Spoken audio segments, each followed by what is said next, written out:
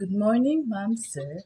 I'm Jacqueline Loni Sinlao, single mom with one son. I live in the northern part of the Philippines, Paniki, Tarlac. I live with my parents, with my one brother and three sisters, who I entrusted my son when I'm hired to work in Hong Kong. I have work experience as a helper in Hong Kong all since 2022 and 2024, 1 year and 5 months.